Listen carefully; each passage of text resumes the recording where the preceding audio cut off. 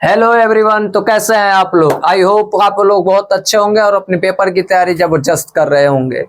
तो आइए हम भी लेकर आए आप लोगों के लिए क्या हरियाणा बोर्ड का 2023 और 24 का सैंपल पेपर, जो कि कोड नंबर क्या होने वाला है, सी। तो हम साइंस में क्लास 10th में बात करेंगे और जैसा कि आप लोगों से वादा किया था, हम आपके लिए रेगुलर आपके लिए वीडियो लेकर आते रहेंगे और आते रहेंगे। तो हम आ चुके हैं अपना वीडियो के साथ। My name is Om Prakash Verma. तो आ जाइए हम बात करते हैं साइंस का, वो भी फिजिक्स का पार्ट 1 का। बाकी हमारे एमबी सर भी है तैयार और रेडी आपको केमिस्ट्री और बायोलॉजी को पढ़ाने के लिए। तो प्लीज अपने पढ़ाई पर कंसंट्रेट करिए, अपने कॉन्सेप्ट को क्लियर करिए ताकि अच्छे से मार्क्स हमारे आ सके। तो आइए इसी उम्मीद के साथ हम बढ़ते हैं अपने अगले टॉपिक के पास। तो आओ भाई, मिस्टर परफेक्ट स्पेशल क्लास में आपका स्वागत है। ये ओटीसी का मतलब सबको पता है, ओमी ट्यूशन क्लास है, ओटीसी स्टडी स्मार्ट के नाम से जानते हैं अब नए सिरे से। तो अब हम बात करेंगे इसकी सेक्शन ए। किसका बात होगा भैया? फिजिक्स का बाय ओमी सर। ठीक है सर, आइए हम आगे बढ़ाते हैं सिस्टम को। आजा भाई, क्वेश्चन क्या कह रहा है? पहला क्वेश्चन पे आ जाते हैं भैया। देखिए आप लोगों के लिए कितना अच्छा पीपीटी लेकर आए हैं। An electron enter a magnetic field at the right angle to its and shown in the figure the direction of force acting on the electron। Direction of force, तो फोर्स बताना है भैया। तो इसमें कौन सा रूल लगने वाला है? फ्लेमिंग राइट हैंड रूल लगने वाला है। तो चलिए भाई, इलेक्ट्रॉन फेंका है इस नीचे की तरफ, यानी करंट बनेगा इसमें ऐसे ऊपर की तरफ। करंट बनेगा इसके अंदर भाई लोग ऐसे ऊपर की तरफ। हाँ जी सर, बिल्कुल सही कह रहे हो। करंट ऊपर, मैग्नेटिक फील्ड इधर, तो फोर्स लगा दो भाई। ये रहा राइट हैंड थंब रूल। कहाँ करंट ऊपर है तो ये करंट का डायरेक्शन, मैग्नेटिक फील्ड उधर है तो फोर्स कहाँ जा रहा है? इनसाइड। देखिए करंट ऊपर, मैग्नेटिक फील्ड उधर, तो मैग्नेटिक फील्ड इधर कहाँ जाएगा भैया? फोर्स अंदर की तरफ। तो फोर्स अंदर की तरफ, यानी ऑप्शन कौन सा होगा भैया? Into the paper, into the paper, paper के अंदर। ठीक है भाई सर, बिल्कुल सर। पहला क्वेश्चन फालतू क्वेश्चन। अब आते हैं अपने क्वेश्चन नंबर सेकंड की तरफ। तो क्वेश्चन नंबर सेकंड में what happened when live wire and neutral wire of a circuit comes in the direct contact. तो भैया ओवरलोडिंग होता है। क्या होता है हमारा? ओवरलोडिंग होता है। बात को दिमाग में सेट कर लिया जाए। ठीक है सर, हमारा दूसरा क्वेश्चन भी कंप्लीट हो चुका। तीसरा आते हैं the refractive index of water. तो रिफ्रैक्टिव इंडेक्स ऑफ वाटर कितना होता है? 1.33 होता है, सबको पता होना चाहिए। ठीक है सर, ये भी बिल्कुल सही है। अब पढ़ते अपने क्वेश्चन नंबर 4 की तरफ, जो कि क्या होने वाला? What type of lens has B focal length minus.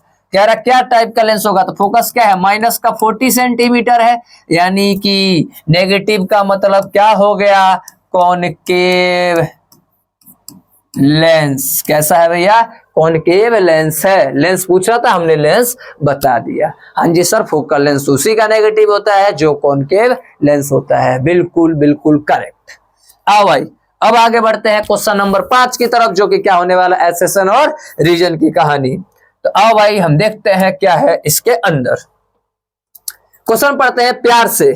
Question क्या रहा है? सेशन क्या कह रहा है? The electric current through all metallic conductor produce a magnetic field around it. बिल्कुल, जहां जहां करंट होगा वहां मैग्नेटिक फील्ड तो जरूर होगा, यानी कि एसेंस क्या है? बिल्कुल ट्रू है। बिल्कुल क्या भैया लोग? ट्रू है। ठीक है सर, अब आगे बढ़ते हैं। थोड़ा सा इसका साइज बड़ा कर लेते हैं, हल्का सा। ठीक है, अब ठीक है। रीजन क्या है भाई? रीजन क्या कह रहा है? The direction of magnetic field associate with the current carrying conductor is given by the left hand rule. नहीं भैया, ये फॉल्स है। क्यों? क्योंकि सर्कुलर रूप के लिए फ्लेमिंग लेफ्ट हैंड रूल नहीं लगता है। कहानी हो गया यहाँ पे खत्म। यानी ए इज ट्रू और ये जो है आर फॉल्स। तो ए इज ट्रू, मुझे लग रहा है सी है। ए इज ट्रू और आर इज फॉल्स। बिल्कुल बिल्कुल बिल्कुल। हाँ जी, तो हमारा 5 क्वेश्चन हो चुका जो 1 मार्क्स के थे। तो इसके अंदर 2 एमसीक्यू था और 2 फिल इन द ब्लैंक्स था, और एक आ गए हम भैया किसके तरफ? एसेशन और रीजन का। 2 फिल इन द ब्लैंक्स नहीं था, एक फिल इन द ब्लैंक्स था और एक क्या था? 1 वर्ड का था जो मैं लेंस बताना था। तो 5 क्वेश्चन और 5 नंबर हमें दे चुका है। बिल्कुल इजीएस्ट, 5 मिनट भी नहीं लगा होगा, मुश्किल से 2 से 3 मिनट लगा जो हम 5 नंबर ऐसे ही पा लिए। चलो भाई, अगला कह रहा है right the value of the. तो चलो भाई इसको भी हम स्टार्ट कर देते हैं। Right the value of the near point, तो नियर पॉइंट बता दो भाई फटाक से। नियर पॉइंट और दूसरा क्या भैया, फार पॉइंट। फार पॉइंट, ये फार होगा भैया, फार पॉइंट बताना है एक अच्छे इंसान के लिए, एक हेल्दी पर्सन के लिए। तो नियर पॉइंट कितना होना चाहिए, 25 सेंटीमीटर। और इनफाइनाइट क्या होता है, इनफाइनाइट होता है, सॉरी फार पॉइंट क्या होता है, इनफाइनाइट होता है। हम दूर तक खुद देख सकते हैं। अब पास से पास कितना सेंटीमीटर देख सकते हैं, 25 सेंटीमीटर देख सकते हैं। तो ये देखो भैया 2 मार्क्स का था। एग्जामिनर बोलेगा भैया 1 नंबर इसको प्यार से इसको दे दो और 1 नंबर प्यार से इसको दे दो, टोटल कितने मार्क्स का हो गया भैया, 2 मार्क्स का। ऐसे फ्री फंड में नंबर मिल गया। क्या बात है भाई, कितना इजी है। चीजों को देखो भाई कैसे फिजिक्स हो रहा है। सो अगला आते हैं 7वां क्वेश्चन, जिसके अंदर इंटरनल चॉइस है। तो अब भाई टाइम वेस्ट नहीं करते हुए आगे बढ़ते हैं। A student has the difficulty reading the blackboard while sitting in the last row. भाई साहब क्या दे दिया, क्या दे दिया। अब सबसे लास्ट वाले बेंच पे बैठा हुआ है और उसको ब्लैक बोर्ड नहीं दिखाई दे रहा है, यानी कि उसको दूर का नहीं दिखाई दे रहा है। दूर का नहीं दिखाई देता है तो उसको कौन सा बीमारी कहते हैं भैया, मायोपिया। क्या होता है वो, मायोपिया है उसको। मायोपिया का एक ही दिक्कत है भैया, एक ही चीज है, उसको कौन सही करता है, कॉनकेव लेंस। कौन सही कर पाएगा, कॉनकेव लेंस, बाकी कोई सही नहीं कर पाएगा। तो भाई हमने बता दिया उसको मायोपिया की बीमारी है। और हाउ कैन इट करेक्ट, हम इसको कैसे करेक्ट कर सकते हैं, कौन सा लेंस लगा के, कॉनकेव लेंस लगा के। एग्जामिनर बोलेगा भैया अरे वाह छोरे तो बढ़िया कर दिया, इस छोरे को तो दे भाई 2 नंबर हरियाणवी भाषा में। नहीं, चलो भाई तब बढ़ते हैं इसमें और क्वेश्चन की तरफ। Explain why is the colour sky, क्या कह रहा है, explain why is the colour of the clear sky is blue. अरे भाई क्या दे दिया, क्या दे दिया। इंग्लिश थोड़ा सा लिखना है, इंग्लिश लिखना है कि भैया हमारे जो बादल है वो नीला कलर का ही क्यों दिखाई देता है। तो सिंपल सी बात है, वो क्या होता है भैया, स्कैटर्ड हो जाता है। और कौन सा वेवलेंथ जिसका कम होगा वो ज्यादा स्कैटर्ड होगा, वही दिखाई देता। तो वेवलेंथ किसका कम होता है भैया, ब्लू कलर का। विवग्योर जो पढ़ा हुआ है, रेड कलर का वेवलेंथ ज्यादा होता है और ब्लू कलर का वेवलेंथ क्या होता है भैया, सबसे कम होता है। तो उसको ज्यादा स्कैटर्ड कर देगा और वही हमें दिखाई देगा, बाकी तो होगा ही नहीं। तो इसका हो गया इसका एक्सप्लेनेशन। ठीक है भाई, इंग्लिश में मैंने लिख दिया है, कहानी आप देख सकते हैं। पहला क्वेश्चन का आंसर ये रहा, the student is suffering from the myopia. Myopia से सफर कर रहा है भैया, correct by using the concave lens. ठीक है सर। एक्सप्लेन भाई कलर क्यों दिखाई देता है, दज when sunlight passes through the atmosphere, जब सनलाइट एटमॉस्फेयर में पास होता है, the fine particle in air scatter the blue color। कौन से कलर का स्कैटर होता है, ब्लू कलर, जिसका शॉर्टर वेवलेंथ होता है, more strongly than the red. Red से कहीं ज्यादा है क्या हो जाएगा, स्कैटर्ड हो जाएगा, मुड़ जाएगा। इसीलिए हमारे कलर में कौन सा आता है, आंखों में कलर कौन सा आता है, ब्लू कलर आता है। क्या मैं तेज बोल रहा हूं, क्या धैर्य करूं गाड़ी को, तो प्लीज बता दीजिएगा। ऐसे क्वेश्चन के ऊपर मैं प्यार से बताऊंगा भैया, तो उम्मीद छोड़ दीजिए। ठीक है, बिल्कुल नल्ले नल्ले से क्वेश्चन है ओमी सर के स्टाइल में। अब भाई क्वेश्चन नंबर 8 पे आते हैं। न्यूमेरिकल है, प्यारा है भाई। मैं तो कहता हूँ लाइट चैप्टर का न्यूमेरिकल तो इंपॉर्टेंट होता ही है। एनसीईआरटी करके चले जाना भाई हरियाणा बोर्ड के लिए, बहुत अच्छी बात हो जाएगी ये। जिस बच्चे ने एनसीईआरटी कर लिया लाइट चैप्टर का, इलेक्ट्रिसिटी चैप्टर का, उसी में से ही आएगा। चलो भाई, कहते हैं एन ऑब्जेक्ट हाइट, हाइट दे दिया भाई, यानी एच दे दिया कितने सेंटीमीटर, 4 सेंटीमीटर, बिल्कुल लिख दिया। इस प्लेस एट यू, यू कितना दे दिया भैया, माइनस का 25 centimetre. You always is be negative. In the front of concave mirror, तो मैं हर बार कहता हूं लिख लिया करो भाई, आसान होता है। कॉनकेव मिरर, जब भी मिरर बोलेगा कॉनकेव सुनते के साथ ही मस्त ऐसे ध्यान लगाना है, ऐसे राम राम राम राम ध्यान लगाते हुए बोलना है कि भैया हर एक चीज क्या होता है, नेगेटिव होता है। वीडियो जाके देखो भैया, सजेशन में आ रहा होगा video, light chapter by Omi sir, mister perfect. चलो भाई, फोकल लेंथ कितना दे दिया है, फोकल कितना दे दिया भैया, 15 सेंटीमीटर। 15 का मतलब क्या जाएगा, नेगेटिव। मैंने क्या इसको अच्छे से एक्सप्लेन किया, इसका शॉर्टकट ट्रिक हर एक चीज बताया हुआ है। प्लीज वीडियो जाकर देखिएगा, अगर आपको अच्छा नहीं लगेगा तो आप जरूर बताइएगा कमेंट में। ठीक है भाई, चलिए find the distance and the size of the distance बताना भैया, हमें ये चीज डाटा गिवन है, लगाएंगे मस्त। कौन सा फॉर्मूला, मिरर का है, मिरर फॉर्मूला। तो 1 में f इक्वल टू में this and this. Wow sir, formula तो लिख दिया, सॉल्व करना है। तो 1 में f की वैल्यू कितनी है, माइनस का 15 इक्वल टू 1 में v हमें नहीं पता, प्लस में 1 में u क्या है, माइनस का 25। ये माइनस का इधर आके क्या हो जाएगा, प्लस, यानी 1 में v, ये माइनस इधर आके प्लस, और ऑलरेडी यहाँ पे माइनस का यहाँ पे बैठा हुआ है गजनी का, इसको कर देंगे सॉल्व। गजनी का आ जाओ भैया, एलसीएम ले लेंगे भैया, क्या आएगा क्या आएगा क्या आएगा क्या आएगा भाई, थोड़ा सा हम भी देख ले क्या आएगा। 25 और 15 का एलसीएम भाई भूल गया मैं तो, 5 और ये 3, 5 3 75, क्या आ रहा है भैया 75 आ रहा है। वाह 75, तो ले लेंगे हम 75। अब इसके जाएगा तो 3 माइनस में 25 या 75, 15 75, 15 चौको 60, 15 75, 5 यानी कि 1 अपॉन में v इक्वल टू माइनस का 2 अपॉन में 75 और v equal to minus reciprocal कर दो अपॉन में 2। वाह सर क्या बात क्या बात क्या बात आ गया। और किसके अंदर आया है, सेंटीमीटर के अंदर, सेंटीमीटर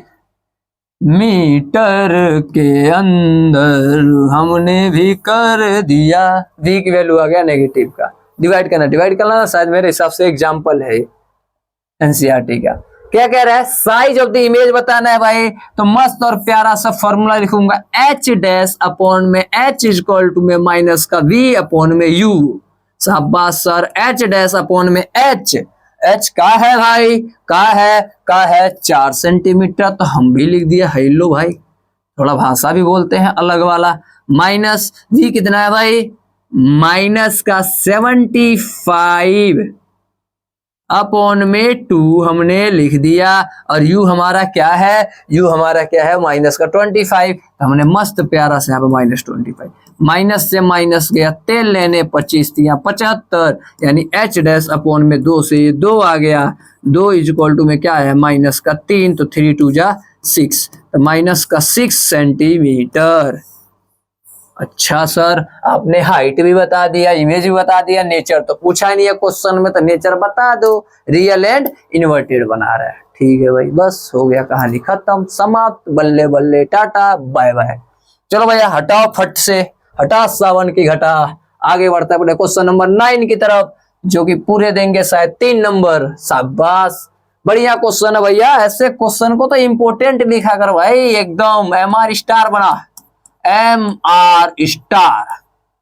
क्या कह रहे हैं, व्हाट इज ए, पहला वाला में, the highest and the lowest resistance, बना दिया ना बेवकूफ। हाईएस्ट का मतलब सीरीज के अंदर, लोवेस्ट का मतलब पैरेलल के अंदर। भाई कर दे लोवेस्ट और हाईएस्ट की कहानी। रेजिस्टेंस ये है, पहले पार्ट में मैं किसके बता रहा हूं, पहला पार्ट में इसको मैं बता रहा हूं क्या, ए वाले पार्ट में फॉर हाईएस्ट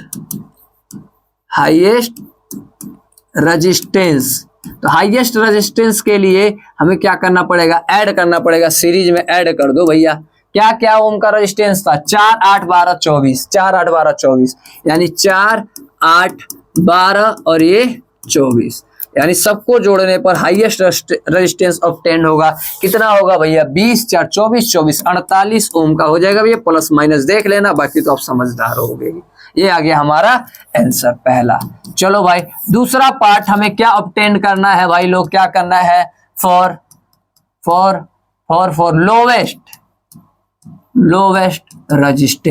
रेजिस्टेंस। हाँ जी सर, लोवेस्ट के लिए क्या करोगे सर, अब अरे बता तो दिया कि पैरेलल में कनेक्ट कर दूंगा, तो 1 अपॉन में R1 प्लस में 1 अपॉन में R2 प्लस में 1 अपॉन में R3 प्लस में 1 अपॉन में R4। हमें पता है ना भाई पैरेलल में क्या देता है, लोवेस्ट रेजिस्टेंस देता है। लगा दे भाई कहानी, 1 अपॉन में 4 प्लस में 1 अपॉन में 8 प्लस में 1 अपॉन में 12 प्लस में 1 अपॉन में 24। क्या स्पीड है सर आपकी।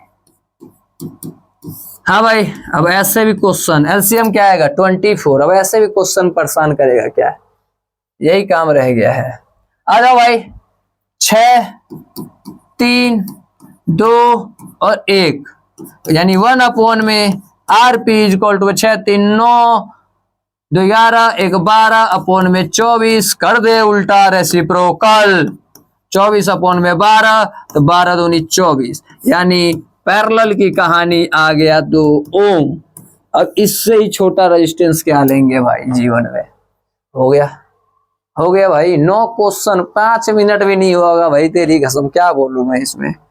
आजा भाई 10वां क्वेश्चन, वाह वाह वाह वाह, 10वां क्वेश्चन पे आ जाते हैं भैया, लास्ट क्वेश्चन होगा। ठीक है sir, in the circuit diagram given the figure suppose the resistance R1 and R2 इतना इतना इतना, एक 5 का है, एक 10 का और एक 30 का है। ये वाला 5 ओम मैंने लिख दिया, इस पे शायद रेड कलर चलेगा क्या, अच्छा सा, तो मैंने इस पे लिख देता हूँ 5 ओम का रेजिस्टेंस हो गया, और एक हो गया 10 ओम का रेजिस्टेंस, और एक मस्त झकास हो गया 30 ओम का रेजिस्टेंस। हाँ जी सर, लिख दिया। Which have the connected in a battery with the voltage 12, battery का वोल्टेज 12 वोल्ट का दिया है। ठीक है सर। कैलकुलेट, पहला पार्ट कह रहा है current through the each resistance, current through the each resistance, हर एक रेजिस्टेंस में। तो पहले ए को मैं रोक के मैं करवाऊंगा बी वाला, प्लीज भाई बी वाला ज्यादा आसान होगा एज कंपेयर टू, पहले से हम ए वाला बाद में निकाल लेंगे। तो हम बी पार्ट इधर करेंगे, हम ए पार्ट करेंगे मस्त प्यारा सा इधर। ठीक है सर, आपकी मर्जी, आपका ब्लैक बोर्ड है भाई, आप लोगों के ही तो मदद से ब्लैक बोर्ड आया है मेरा भी। चलो भाई देखते हैं। The total current in the circuit, total, अच्छा सी पार्ट भी है, अच्छा कोई बात नहीं। A B C, the total current in the circuit, total current बताना है। तो पहले तो मैं ये बता देता हूं कि टोटल कितना रेजिस्टेंस है भैया, पैरेलल में है ना, यानी 1 अपॉन में आरपी इक्वल टू में 1 अपॉन में कितना है भैया 5, प्लस में 1 अपॉन में 10, प्लस में 1 अपॉन में कितना 30।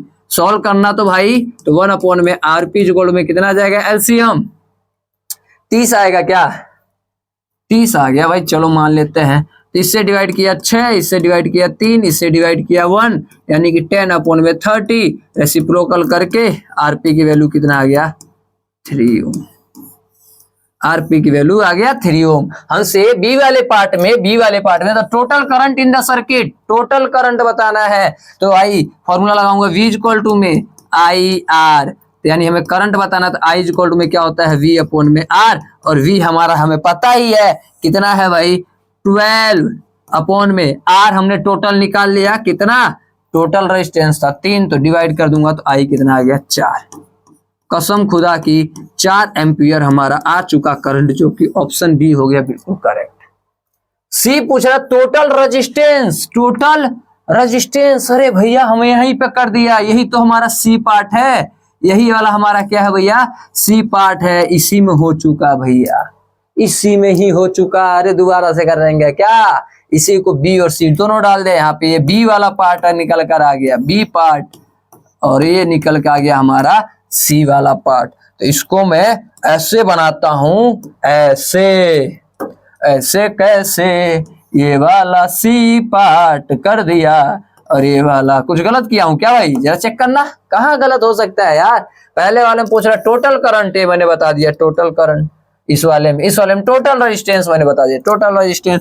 अब आ जाता है अपने ए पार्ट की तरफ, क्या कह रहा है भैया ए वाला पार्ट क्या कह रहा है, the current through the each resistance, हर एक रेजिस्टेंस के अंदर करंट बताना है। इसको मैं करता हूं डिलीट। अच्छा सर डिलीट कर दीजिए, बताइए फिर हमें टोटल क्या बताना है भैया, क्या बताना है, the current through the each resistance.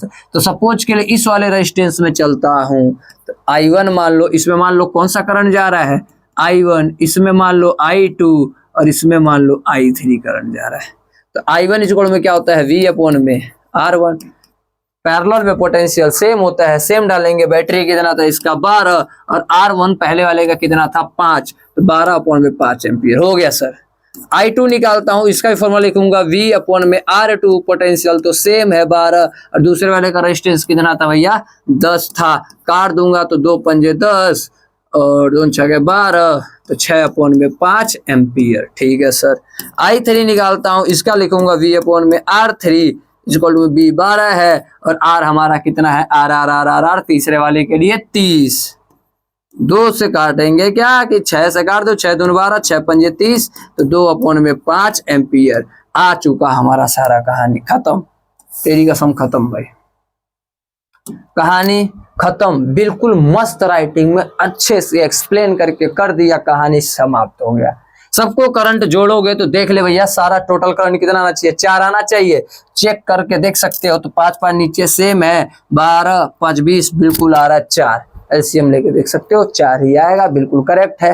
हो चुका हमारा 10वां क्वेश्चन, 10वां क्वेश्चन हो चुका भैया। अब आते हैं अपने और वाले ऑप्शन के साथ। ये भाई ये जगह छोड़ा हुआ था ताकि मैं इस क्वेश्चन को करा पाऊं, मैंने तो इसी में बता दिया, तो इस जगह का क्या काम।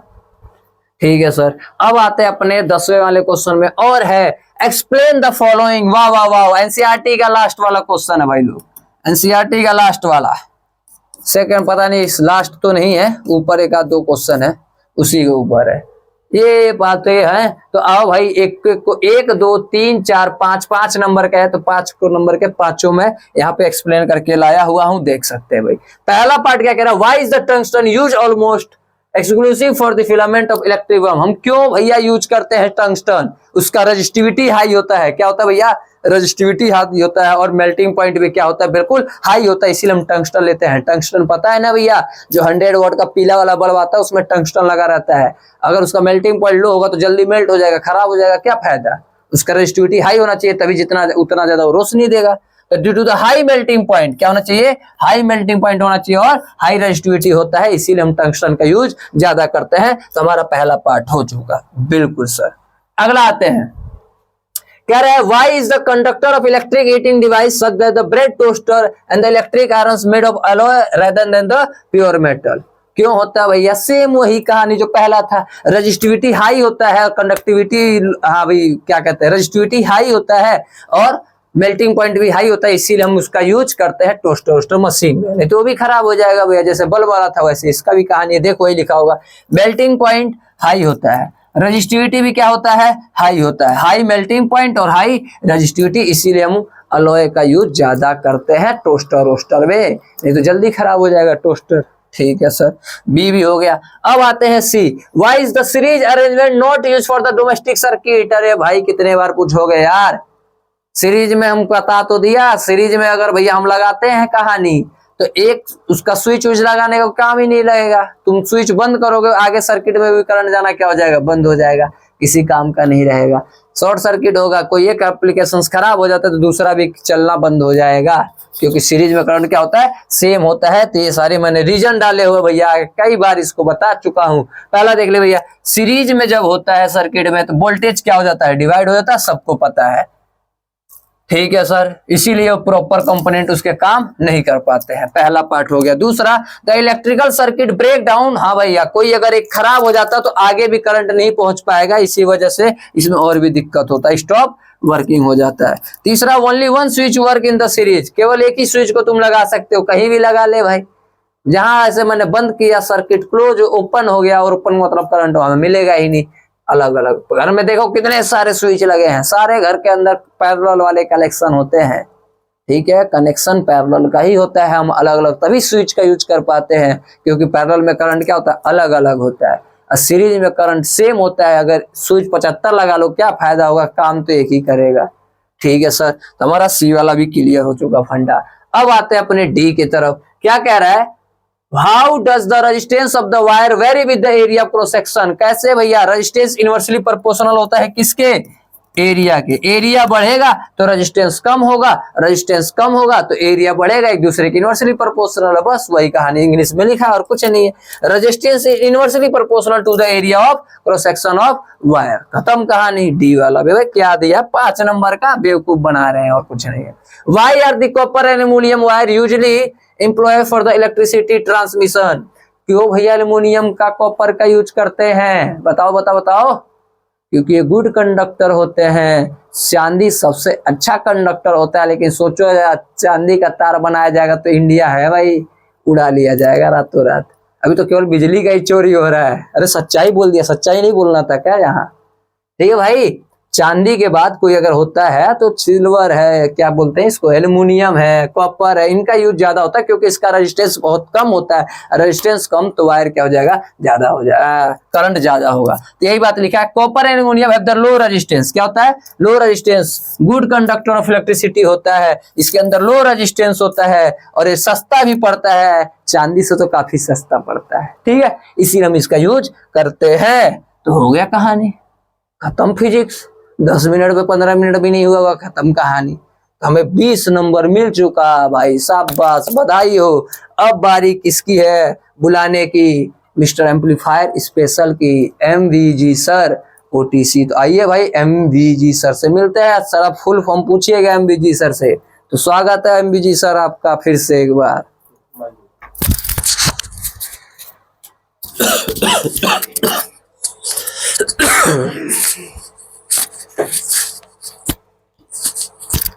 हेलो दोस्तों, मैं एमवीजी सर आपका बहुत बहुत स्वागत करता हूं। बायोलॉजी के मेरे ख्याल से केमिस्ट्री वाला सेक्शन है हमारे पास। केमिस्ट्री वाले सेक्शन में तो अभी तक हमारे पास 2 सेट इसके हमारे पास अपलोड कर दिया गया है और ये तीसरा सेट हमारे पास कंटिन्यू है। तो आप चौथा भी सेट इसी के डिस्क्रिप्शन में आप देख सकते हैं, आप इसको फॉलो करिए। और ये सैंपल पेपर आप के लिए कितना यूजफुल हो रहा है और क्या इसके अंदर और एडिटिंग किया जा सकता है और इसको इम्प्रूव और कैसे कर सकते हैं उसके बारे में आप सजेशन दे सकते हैं। ठीक है जी। तो अच्छा, तो एमवीजी का क्या जी है, क्या मतलब है जी?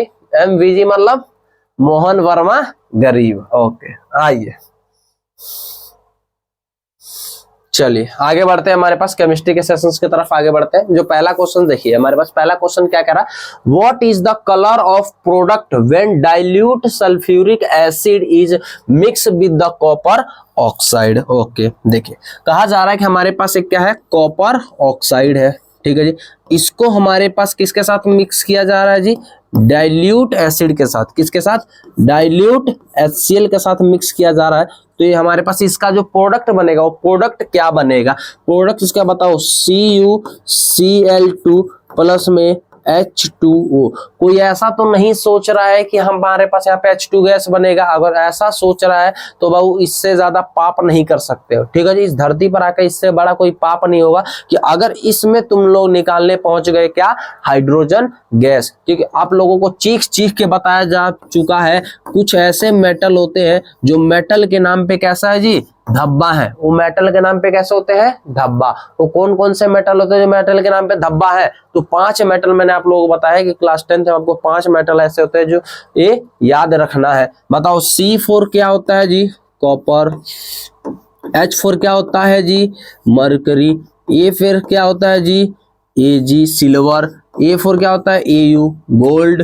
P4 क्या होता है जी? प्लेटिनम। तो ये 5 ऐसे मेटल हैं जो कि क्या होता है, मेटल के नाम पे धब्बा होते हैं। इनसे आप कहिएगा कि क्या आप हाइड्रोजन गैस देंगे, तो ये साफ साफ मना कर देता है, मुंह पे मना कर देते हैं कि हाइड्रोजन गैस इन पे नहीं है, ये हाइड्रोजन गैस ना दे पाएंगे। तो ये कभी भी हाइड्रोजन गैस को लिबरेट नहीं कर सकते हैं। Okay,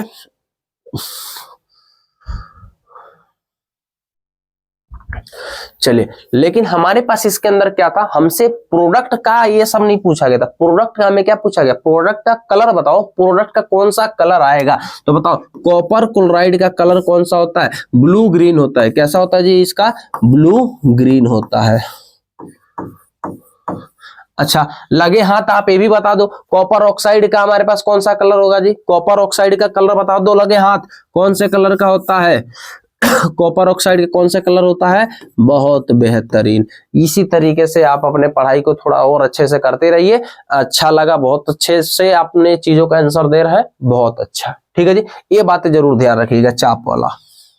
okay, what is the number of molecules of water of crystallization in the gypsum? जिप्सम्स के अंदर हमारे पास वाटर ऑफ क्रिस्टलाइजेशन कितने मॉलिक्यूल होता है? तो अब बताओ, हमारे पास क्या होता है? पीओपी क्या होता है?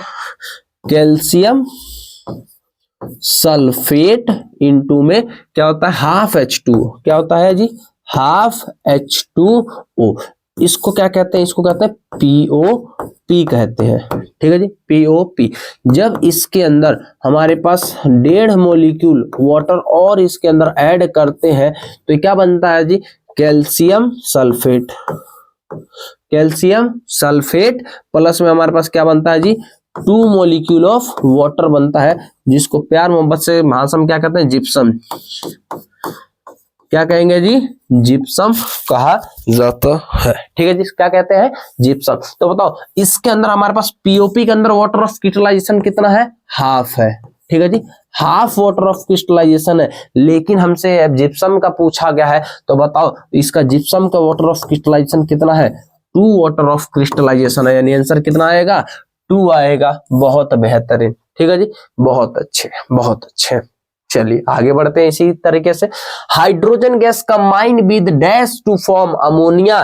तो बताओ, हमारे पास हाइड्रोजन ये गैस है, इसको कैसे जोड़ दिया जाए, कौन से गैस के साथ जोड़ दिया जाए ताकि क्या बना दे? अमोनिया का फॉर्मेशन हमारे पास कर दे। लिक्विड भी हो सकता है, गैस भी हो सकता है, उसमें हमें नहीं जाना है कि क्या है क्या नहीं। तो इसके साथ बताओ, क्या नाइट्रोजन ही तो ऐसा है जो इधर नहीं दिख रहा है? तो कौन सा है? Nitrogen gas. हाइड्रोजन के साथ अगर जो नाइट्रोजन गैस को मिला देते हैं तो क्या बन जाता है जी, अमोनिया बन जाता है। बहुत अच्छे। Name the gases produce when the thermal decomposition of lead nitrate. Lead nitrate का फॉर्मूला बताओ, तो आप कहोगे सर पीबी। कितना होता है, पीबी, PbNO2। किसको क्या कहते हैं, NO2 whole twice. Lead nitrate इसको क्या करते हैं जी, थर्मल डिकम्पोजिशन, या इसको क्या कहेंगे, हीट। इसको प्यार मोहब्बत की भाषा में क्या कहते हैं, थर्मल डिकम्पोजिशन। क्या कहेंगे जी, थर्मल डिकम्पोजिशन। इससे क्या बनता है जी, लेड ऑक्साइड। क्या बनता है जी, lead oxide plus lead oxide का हमारे पास क्या होता है, PPT, सोडियम PPT बन जाएगा। और क्या बनता है, नाइट्रोजन डाई ऑक्साइड। ये क्या सा बनता है, गैस। और क्या बनता है जी, ऑक्सीजन गैस। अच्छा, हमारे पास इसमें क्या होता है कि कौन सा thermal, name the gaseous produce when the, हमारे पास, अच्छा तो नेम पूछा जा रहा है, तो बताओ सबसे पहले हमारे पास कौन सा गैस निकल रहा है जी, बताओ, नाइट्रोजन। फिर हमारे पास बताओ क्या है, ऑक्सीजन। तो इसके अंदर दो गैस निकल रहे होते हैं, कौन कौन से, नाइट्रोजन और नाइट्रोजन डाइऑक्साइड और हमारे पास ऑक्सीजन।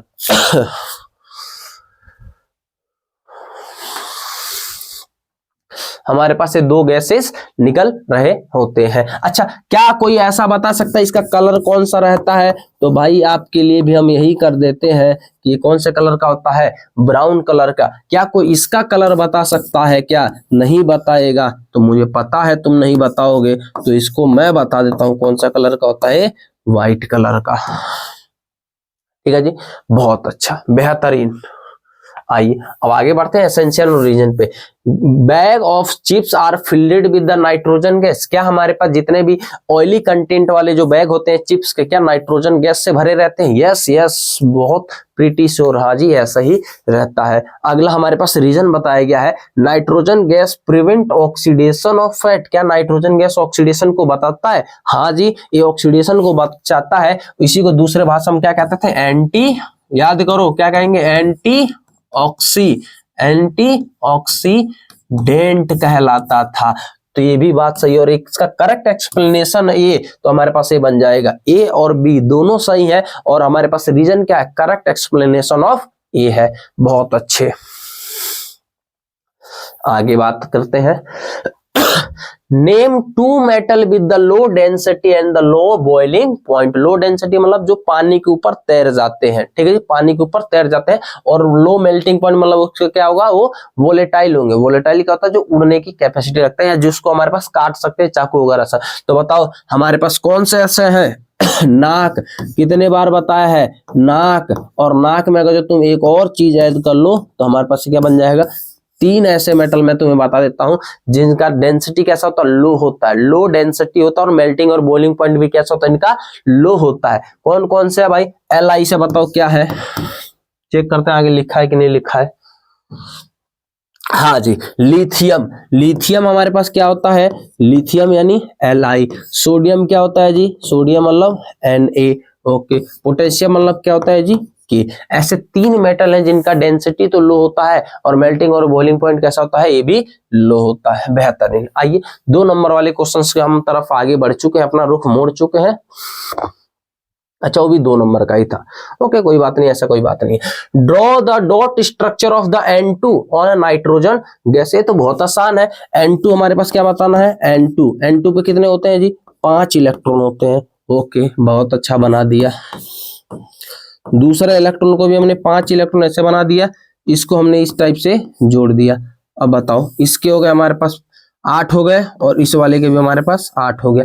ये हो गया हमारे पास N2 का, ये रहा N2 का। अब ऑक्सीजन का बनाना है, तो ऑक्सीजन के कितने होते हैं जी, ऑक्सीजन के होते हैं 6। ओके, बना दिया। इस वाले ऑक्सीजन के भी कितने होते हैं जी, 6। हमने भी डॉट बना दिया, इसको इससे ज्वाइंट कर दिया, ये रहा। एक इसका बन गया जी, O2 का बन गया। तो ये तो बहुत आसान था लुईस डॉट स्ट्रक्चर बनाना, ठीक है जी, ये तो बेहतरीन आसान था। दूसरा हमारे पास पूछा जा रहा है, right the general formula of the ethene. Ethene मतलब क्या है भाई, डबल बोन। इसका क्या मतलब है भाई, डबल बोन। हमारे पास क्या, तीनों का बता देता हूं। सिंगल बोन के क्या कहते हैं, एल्कीन। कार्बन कार्बन के बीच में सिंगल बॉन्ड है तो उसका क्या कहते हैं, एल्केन कहते हैं। बेहतरीन। जब कार्बन कार्बन के बीच में डबल बॉन्ड रहेगा तो क्या कहते हैं, एल्कीन कहते हैं। बेहतरीन। जब कार्बन कार्बन के बॉन्ड में जब ट्रिपल बॉन्ड रहेगा तो क्या कहेंगे, एल्काइन कहते हैं। इसका जनरल फॉर्मूला पूछ रहे हैं तो बहुत ज्यादा आसान हो गया, ये तो आजकल का क्वेश्चन बहुत आसान आ रहा है। बताओ, CnH2n प्लस में 2, इसका क्या CnH2n, इसका क्या CnH2n माइनस में 2। तो हमारे इसका ये जनरल फॉर्मूला हो गया। तो बताओ कि इसका कह रहा है हमारे पास एल्कीन का बनाना है डबल बॉन्ड का, तो CnH2n, और हमारे पास एल्कीन का बनाना है तो क्या बनेगा, CnH2n प्लस में 2। ठीक है जी, तो इसका जनरल फॉर्मूला हो गया। बहुत ही फालतू क्वेश्चन था ये।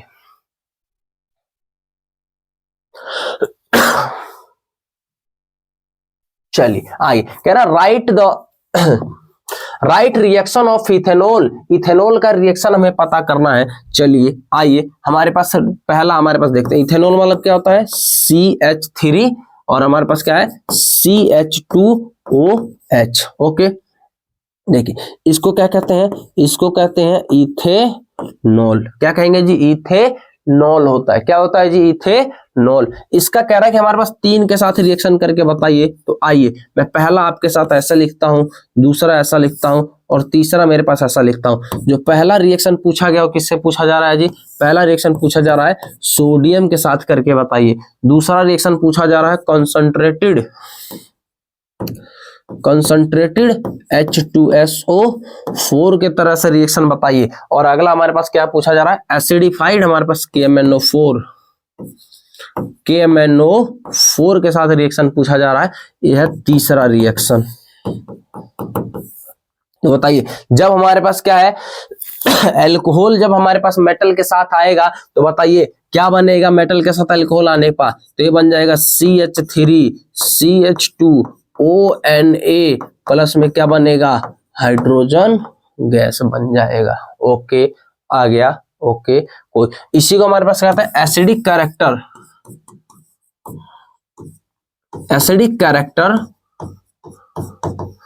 एसिडिक कैरेक्टर ऑफ एल्कोहल के नाम से हमारे पास पढ़ते हैं क्लास के अंदर, एसिडिक कैरेक्टर ऑफ एल्कोहल। ठीक है, दूसरा हमारे पास क्या कहता है, जब इसका रिएक्शन हमारे पास किस साथ करा, H2SO4 के साथ, तो बताओ ये क्या बनेगा, ये बनेगा कितना आपका, ये बनेगा CH2 डबल बॉन्ड, क्या बनेगा CH2। इसको अगर मैं खुल के लिख देता हूं भाई तुम लोगों के लिए, इधर रहा हमारे पास H, इधर रहा H, इधर रहा हमारे पास H, इधर रहा हमारे पास H। इसको क्या कहते हैं, इसको कहेंगे हमारे पास इथीन है। क्या कहेंगे, इथीन है। और इसको किस नाम से जानते थे इसको नाम से जानते थे भाई, एलिमिनेशन। किस नाम से जानेंगे, एलिमिनेशन रिएक्शन के नाम से जानते थे। किस नाम से जानेंगे जी, एलिमिनेशन रिएक्शन। या दूसरी भाषा में इसको क्या कहते हैं, डी मतलब हटना, और हाइड्रेशन मतलब पानी का हटना क्या कहलाएगा, डिहाइड्रेशन रिएक्शन के नाम से हमारे पास जानते हैं। पानी का हटना डिहाइड्रेशन रिएक्शन कहलाता है। ओके, इथेनॉल के साथ KMNO4 लगाए तो इसका क्या होगा, ऑक्सीडेशन, और ये क्या बन जाएगा, CH3COOH। और इसको क्या कहेंगे हमारे पास, इथेनोइक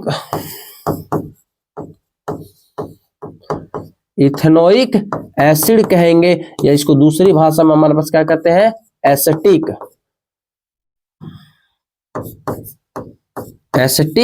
एसिड भी हम कह रहे होते हैं। ये हमारे पास क्या जी, कार्बोक्सिलिक एसिड है।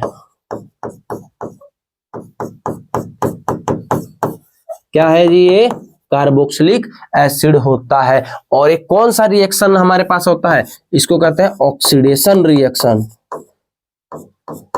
ऐसे रिएक्शन क्या कहते हैं, ऑक्सीडेशन रिएक्शन कहलाता है। तो बहुत अच्छे से हमारे पास ये भी क्वेश्चन हो गया। अब आगे बढ़ते हैं, अगला क्या है, अच्छा उसी का आंसर है। ठीक है, ओके देखिए, राइट नेम ऑफ हमारे पास important product of the chlor alkali process, write one uses of each product. हमारे पास कोरल एल्कली का हमारे पास यूज बताना, तो ये मैं एनसीईआरटी से कराऊंगा, आपको बहुत अच्छे से कराऊंगा, डोंट वरी। इसको मैं ऐसे नहीं छोड़ूंगा क्योंकि बहुत ज्यादा इंपॉर्टेंट है, इसलिए मैं पूरा एनसीईआरटी का कटआउट ही लेके आऊंगा आपको समझाने के लिए। आइए पहले इश्यू कर लेते हैं, फिर हम आगे बढ़ेंगे। देखिए अच्छे से पढ़िए, घबराइएगा मत कि चीजें क्या हो रहा है क्या नहीं, बहुत अच्छे से इस चीज को देखिए। क्या कहा जा रहा है, when electricity is passes through an aqueous solution of the sodium chloride is called brine water. जब हमारे पास क्या कहा जा रहा है हमारे पास क्या कहा जा रहा है, अगर हमारे पास कुछ बना सकते हैं तो हमारे पास ऐसे बनाए क्या, यहाँ पे देखिए हमारे पास क्या है, यहाँ के अंदर हमारे पास क्या डाला जा रहा है, NaCl डाला जा रहा है सॉलिड के अंदर, और इसके अंदर पहले से हमारे पास क्या है जी, इसके अंदर पहले से क्या है, वाटर है। तो हमारे पास इन दोनों को एक साथ क्या कहते हैं, brine water.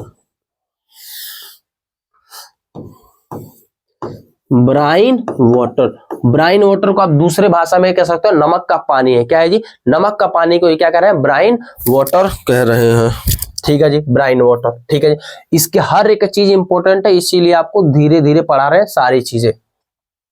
It decompose to form sodium hydroxide. अब जैसे ही हमारे पास ये आता है, ये टूट जाता है, किसके अंदर टूट जाता है जी, सोडियम हाइड्रोक्साइड के अंदर टूट जाता है। ये देखो रिएक्शन क्या, NaCl प्लस में वाटर किसमें के अंदर टूट जाता है, सोडियम हाइड्रोक्साइड, क्लोरीन और हाइड्रोजन के पास। अभी इस पे भी आ रहे हैं, डोंट वरी। ये टूट जाता है और क्या बनाता है, sodium hydroxide. This process is called chloral, हमारे पास कोरल एल्कली प्रोसेस। ऐसे ही रिएक्शन को क्या कहते हैं, यही जो मेथड है क्या कहलाएगा, ब्राइन वाटर को इलेक्ट्रिसिटी के मदद से उसको अलग अलग तोड़ देना क्या कहलाता है, क्लोरल प्रोसेस कहलाता है। Because of the product form chlorine, हमारे पास क्या है, हमारे पास क्लोरल का इसमें क्या बन रहा है, क्लोरीन बन रहा है और एल्कली बन रहा है, इसीलिए इसको क्या कहता है, क्लोरल एल्कली प्रोसेस कहा जाता है। क्लोरल क्यों कहेंगे, क्योंकि इसके अंदर क्या बन रहा है, क्लोरीन, और एल्कली क्यों कहेंगे, क्योंकि इसके अंदर क्या बन रहा है, सोडियम हाइड्रोक्साइड। इसीलिए इस रिएक्शन को क्या कहते हैं, कोरल एल्कली प्रोसेस कह जाते हैं। तो क्या रिएक्शन, NaCl को हमारे पास वाटर के अंदर डालेंगे तो ब्राइन वाटर का जब इलेक्ट्रोलाइसिस करेंगे तो सोडियम हाइड्रोक्साइड, क्लोरीन गैस और हाइड्रोजन गैस हमें निकलता हुआ नजर आएगा। ओके आगे, अब इसके बारे में discussion. Chlorine gas is given of at the anode. Chlorine कहाँ मिलेगा, एनोड के ऊपर मिलेगा, एंड हाइड्रोजन गैस कहाँ मिलेगा, कैथोड के ऊपर। अगेन क्लोरीन गैस कहाँ मिलेगा, कैथोड, एनोड के ऊपर, और हाइड्रोजन गैस कहाँ मिलेगा, कैथोड के ऊपर। और दूसरा, sodium hydroxide solution is form near the cathode, और सोडियम हाइड्रोक्साइड कहाँ मिलेगा, कैथोड के पास मिल रहा होगा। और दी थ्री प्रोडक्ट आर द, हमारे पास क्या, तीनों के तीनों प्रोडक्ट कैसे हैं, सारे के सारे यूजफुल होते हैं। अब ये मैं आपके लिए डायग्राम लेके आया हूं, आइए इस डायग्राम को समझते हैं।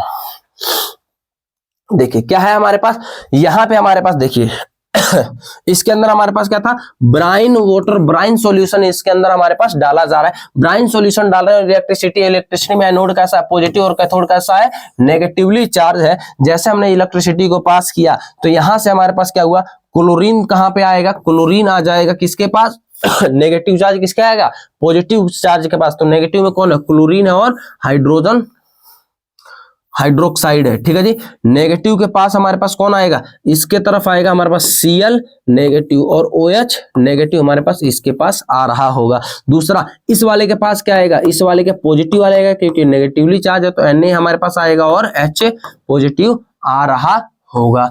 ओके जी, तो बताओ एनोड के ऊपर हमारे पास क्या बन रहा है, एनोड के ऊपर क्लोरीन गैस, हमारे पास यहाँ पे क्या बन रहा है, क्लोरीन गैस बन रहा होगा, और कैथोड के ऊपर हाइड्रोजन गैस, और हमारे पास कैथोड के ऊपर भी NaOH आ रहा होगा। तो ये कह रहा है हमारे पास, देखो क्लोरीन कहाँ बना, एनोड के ऊपर, हमारे पास H2 कहाँ बना, हमारे पास कैथोड के ऊपर, और ब्राइन सॉल्यूशन किधर बन रहा है, कैथोड के साइड हमारे पास बन रहा होता है। और ये हमारे पास बीच में क्या लगा हुआ है, मेम्ब्रेन। ये मेम्ब्रेन क्यों होता है, ये भी आप लोगों को नहीं जानना, जब आप हायर क्लासेस में जाओगे तो आप इसको समझोगे कैसे क्या होता है। अब बताओ क्लोरीन गैस का इस्तेमाल क्या होता है, वाटर ट्रीटमेंट के लिए इस्तेमाल होता है, स्विमिंग पूल में इस्तेमाल होता है, PVC पाइप के लिए बनाने के लिए इस्तेमाल होता है, डिसइंफेक्ट के लिए होता है, क्लोरोफ्लोरोकार्बन बनाने के लिए, और पेस्टिसाइड के जेल लगाने पे इस्तेमाल होता है, और hydrogen gas as a fuel इस्तेमाल होता है, और हमारे पास अमोनिया का फॉर्मेशन बनाने में होता है, और मार्गाराइन हमारे पास बनाने का इस्तेमाल किया जाता है। और हमारे पास ये बताओ सोडियम हाइड्रोक्साइड किस जगह इस्तेमाल किया जाता है? डीग्रीसिंग के लिए, मेटल के डीग्रीसिंग के लिए इस्तेमाल किया जाता है, सोप बनाने के लिए इस्तेमाल किया जाता है, और पेपर बनाने के लिए और आर्टिफिशियल फैब्रिक बनाने के लिए इसका इस्तेमाल किया जाता है। तो बहुत अच्छा क्वेश्चन था। अब आगे बढ़ते हैं। अच्छा, इसका और वाला जो पार्ट रहेगा उसको बारे में भी देख लेते हैं। Which gas is usually liberate when acid react with a metal. जब एसिड रिएक्ट करता है मेटल के साथ, तो बताओ एसिड रिएक्ट करता है मेटल के साथ तो क्या बनता है? हाइड्रोजन गैस और सॉल्ट बनता है। Metal react with the acid to form hydrogen gas, और गैस रिएक्ट टू हमारे पास fatty acid to form hydrogen gas. क्या लिखे, मेरे ख्याल से गलत लिखा हुआ है कुछ यहाँ पे, ठीक है जी। हाइड्रोजन गैस हमारे पास बनता है। फॉर एग्जांपल व्हेन मैग्नीशियम, देखो जब हमारे पास मैग्नीशियम किसी एक एसिड के साथ रिएक्शन करता है तो क्या बनता है? एक सॉल्ट बनता है और एक हाइड्रोजन गैस बनता है। यही हमसे पूछा गया है। कह रहा है एग्जाम्पल के साथ बताना, हमने एग्जाम्पल बता दिया। और कह रहा है इस टेस्ट को कैसे बताएंगे, तो टेस्ट के पास कैसे ले जाएंगे इसको? हमारे पास कहाँ ले जाएंगे? Popup sound. अगर हमारे पास इसको, इस गैस को जलाए, बबल्स वाले सॉल्यूशन के अंदर हमने डाल दिया, साबुन वाले सॉल्यूशन के अंदर डालेंगे, उसमें बबल्स निकलेगा। उस बबल्स के सामने हम मोमबत्ती लेके जाएंगे और उसमें से पॉपअप साउंड आया तो हम क्या कहेंगे? ये हाइड्रोजन गैस है। तो hydrogen gas burn with the pop up sound, therefore when a burning matchsticks और हमारे पास कैंडल क्या करेगा भाई? पॉपअप साउंड अगर जो देगा तो हम क्या कहेंगे? वो हाइड्रोजन गैस है। आइए अब आगे बढ़ते हैं। अगला, ये भी आप लोगों को मैं बहुत आराम से पढ़ाऊंगा, इसमें भी घबराना नहीं, क्योंकि हर एक चीज इसके अंदर, हर एक चीज इंपॉर्टेंट होता है। Explain the process of extraction of, हमारे पास क्या है? Extraction of metal of low reactivity. हमारे पास जो मीडियम रिएक्टिविटी वाले हैं भाई, मीडियम रिएक्टिव के जो मेटल होते हैं उनको कैसे हमारे पास एक्सट्रैक्ट करते हैं, तो आइए हमारे पास देखते हैं। Metal in the middle of the active, हमारे पास क्या? रिएक्टिविटी सीरीज, ये रिएक्टिविटी है, ठीक है जी। ये रिएक्टिविटी सीरीज कौन कौन आता है भाई मिडल में? या कौन कौन आता है? या तो आयरन आता है, जिंक आता है, लेड आता है, और क्या आता है? कॉपर आता है। आयरन का सिंबल क्या होता है जी? Fe। जिंक क्या होता है? Zn। लेड का क्या होता है? Pb। कॉपर का क्या होता है? Cu। एक ऐसा होता है मिडल रिएक्टिविटी सीरीज के अंदर काउंट होते हैं।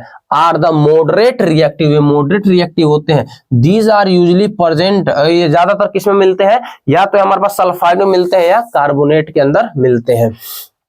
तो क्या मिलेंगे? या तो सल्फाइड के अंदर मिलते हैं या एक कार्बोनेट के अंदर मिलते हैं। नेचर के अंदर या तो सल्फाइड और के साथ मिलेंगे या कार्बोनेट और के साथ मिलेंगे। ओके।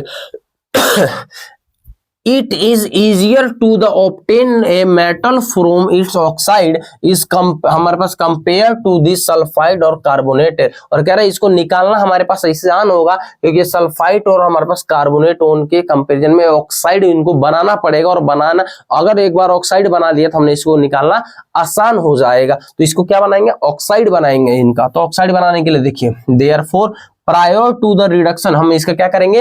रिडक्शन करेंगे मेटल को, किसको? और क्या बनाएंगे? सल्फाइड और कार्बोनेट को क्या करेंगे? इनको कन्वर्ट करना पड़ेगा मेटल के ऑक्साइड में, क्योंकि मेटल को ऑक्साइड का जब रिडक्शन करेंगे तो काम हो जाएगा। तो इनको क्या करना पड़ेगा? रिडक्शन करके क्या बनाएंगे? हम मेटल का ऑक्साइड बना रहे होंगे। ओके, आगे बात करते हैं। The sulphide ore are the converted into the oxide. हमारे पास जो सल्फाइड ओर होगा या हमारे पास कार्बोनेट ओर होगा, उसको हम कन्वर्ट करेंगे किसके अंदर भाई? हमारे पास ऑक्साइड के अंदर। अब इन दोनों में फर्क क्या होता है? अगर हमारे पास सल्फाइड ओर को कन्वर्ट कर रहे होते हैं ऑक्साइड के अंदर बाय द स्ट्रॉन्ग, हमारे पास क्या है? स्ट्रॉन्गली हीटिंग के साथ और प्रेजेंस ऑफ एयर के प्रेजेंस में अगर हमारे पास उसको हीट कर रहे होंगे तो इसको, इस प्रोसेस क्या कहते हैं? रोस्टिंग। सल्फाइड में क्या होता है? सल्फाइड ओर में क्या करेंगे? उसको बहुत ज्यादा गर्म करेंगे, किसके प्रेजेंस में? एयर के प्रेजेंस में, तो इसको कहेंगे रोस्टिंग कहलाएगा। और हमारे पास कैल्सिनेशन क्या होगा? इसी का कैल्सिनेशन क्या होगा? बहुत ज्यादा हीट करेंगे, अब्सेंस ऑफ ऑक्सीजन, जब ऑक्सीजन हमारे पास नहीं रहेगा तो इसको कहेंगे रोस्टिंग। यानी हमारे पास रोस्टिंग क्या होता है? हमारे पास ऑक्साइड को हीट करना, strong heat with the limited air की कमी कर देना, हमारे पास कम कर देंगे तो इसको कहेंगे रोस्टिंग कहलाएगा। ठीक है जी। रोस्टिंग। और एक बार हमारे पास रोस्टिंग बन गया, the chemical reaction that take place during the roasting in calcination. जैसे कि हमारे बताओ रोस्टिंग किसका किया जाता है, जिंक सल्फाइड का। जब हमारे पास करेंगे ऑक्सीजन के प्रेजेंस में बहुत ज्यादा हीट करेंगे, क्या बनेगा, जिंक ऑक्साइड प्लस में सल्फर डाई ऑक्साइड। और इसी कैल्सिनेशन क्या होता है, जब हमारा जिंक कार्बोनेट का जब हीट करेंगे बिना ऑक्सीजन के प्रेजेंस में, क्या बनेगा, जिंक ऑक्साइड प्लस में कार्बन डाई ऑक्साइड। तो यहाँ पे हमारा प्रॉब्लम ही खत्म नहीं हुआ। प्रॉब्लम क्या खत्म नहीं हुआ, यहाँ देखो हमारे पास क्या बन रहा है, जिंक का ऑक्साइड बन रहा है। दोनों केस के अंदर क्या बन रहा है, जिंक का ऑक्साइड बन रहा है। तो इसी जिंक को ऑक्साइड को हटाने के लिए हम क्या करेंगे, कार्बन का the metal oxide are then reduced to the corresponding metal by the using suitable reducing agent such as the carbon। इसका हम रिडक्शन करवाएंगे किसके प्रेजेंस में, कार्बन के प्रेजेंस में। तो हमारे पास क्या बनेगा, जिंक बन जाएगा और हमारे पास कार्बन मोनोऑक्साइड बन जाएगा। ओके ठीक है, और हमारे पास इस तरह इसको कर लेंगे। अब जो भी लिखा रहेगा ये पढ़ लेना, हम आगे बढ़ते हैं। दूसरा हमारे पास क्या रहा है, एक्सप्लेन द रिएक्टिविटी। इसी का जो सेकंड पार्ट है हमारे पास वो क्या कहा जा रहा है, 5 नंबर का क्वेश्चन है भाई, इसीलिए ज्यादा समय लग रहा है। Explain the reactivity of the metal that water. Water का हमारे पास मेटल के साथ कैसे कैसे रिएक्शन कर रहा होता है, वाटर के साथ मेटल कैसे कैसे रिएक्शन करेगा। तो मैं आपको फ्लो चार्ट बना देता हूं, बाकी मैं एनसीईआरटी का कुछ कटआउट लेकर आया हूं, तो आप लोग इसको ध्यान रख लेना। देखो मेटल सबसे पहले हमारा देखते हैं हमारे पास कोल्ड वाटर के साथ कौन कौन रिएक्शन करता है। तो बताओ कोल्ड वाटर के साथ कौन करता है भाई, जो बिल्कुल कोल्ड वाटर के साथ रिएक्शन कौन कौन करता है, सोडियम कैल्शियम और पोटेशियम। सोडियम कैल्शियम और पोटेशियम ऐसे मेटल जो कि ठंडे पानी के साथ रिएक्शन कर जाते हैं और विग्रियसली रिएक्ट करते हैं, यानी इनका जब रिएक्शन करते हैं तो हमारे पास आग लग जाता है। इसको क्या कहते हैं भाई, रिएक्शन हमारे पास जब कोल्ड वाटर के साथ कर दे, कौन है, सोडियम पोटेशियम और कैल्शियम। ओके, जो हॉट वाटर के साथ करे, जो गर्म पानी के साथ करे, वो क्या कहलाएगा जी, Mg। मैग्नीशियम जब इनके साथ वाटर के साथ कैसे रिएक्शन करता है, गर्म पानी के साथ मैग्नीशियम रिएक्शन करता है, यानी हॉट वाटर के साथ कौन रिएक्शन करता है, हमारे पास मैग्नीशियम रिएक्शन करता है। ओके अच्छा, ऐसा कौन है जो बिल्कुल स्टीम से करता है, बिल्कुल स्टीम से कैसे करना भैया, गर्म पानी से हमारे पास उसके भाप से स्टीम से हमारे पास रिएक्शन करने वाला कौन है, एल्यूमिनियम, हमारे पास क्या है, आयरन और जिंक। एल्यूमिनियम, आयरन और जिंक बिल्कुल भाप वाले पानी से, बहुत खौलता हुआ पानी से हमारे पास क्या करते हैं, रिएक्शन कर रहे होते हैं। अच्छा ये बताओ कौन रिएक्शन ही नहीं करता है, रिएक्शन ही कौन नहीं करता है, तो हमारे बताओ रिएक्शन कौन नहीं करता है, लेड कॉपर, हमारे पास क्या है, सोना चांदी, लेड कॉपर सिल्वर और गोल्ड, ये पानी के साथ रिएक्शन नहीं करते हैं। ठीक है जी, रिएक्शन नहीं करते। अच्छा ऐसा कौन है जो कि पानी के ऊपर, उसको पानी के ऊपर फेंको और उसके ऊपर तैरने लग जाए, तो है कैल्शियम और मैग्नीशियम। क्या होता है, कैल्शियम और मैग्नीशियम को पानी के ऊपर फेंकेंगे तो तैरने लग जाएगा और ऊपर आ जाएगा, उसके सरफेस से पानी के ऊपर के सरफेस पे आ जाएगा। तो हमारे पास ये लिखा है कि उसके सरफेस के ऊपर आ जाएगा। इसी पूरी बातें को हमने यहाँ पे लिखा हुआ है, metal react with the water to produce metal oxide. Metal जब भी हमारे पास वाटर के साथ रिएक्शन करते हैं क्या बनाते हैं, मेटल के ऑक्साइड बनाते हैं और हाइड्रोजन गैस बनाते हैं। और यही मेटल ऑक्साइड दैट इसे मेटल ऑक्साइड क्या होता है, वाटर के अंदर सोल्यूबल होते हैं, जिसको फर्दर देखो मेटल प्लस में वाटर क्या बनता है, मेटल का ऑक्साइड और हाइड्रोजन गैस, और दोबारा मेटल का ऑक्साइड वाटर सोल्यूबल होता है। तो मेटल का ऑक्साइड क्या होता है, वाटर सोल्यूबल, इसको दोबारा पानी में डालते हैं तो मेटल का हाइड्रोक्साइड बना जाता है। बाकी ये सारी चीजें पढ़ लिया मैंने, वहीं पे सारी चीजें लिख दिया हुआ है, ताकि आप लोग इसको दोबारा पढ़ लेना, जो भी रहेगा इसको स्क्रीनशॉट ले लो अच्छे से, दोबारा फिर इसको आप पढ़ लेना। यही सारी बातें हैं जो कि वहां पे लिखा गया है। एनसीईआरटी का कटआउट है, तो आप एनसीईआरटी से भी डायरेक्ट इसको रीड कर सकते हो, बहुत ज्यादा इंपॉर्टेंट है, इसीलिए हम आपको लिए लेकर आए हैं। एक मिनट भाई, थोड़ा पानी पी लिया जाए।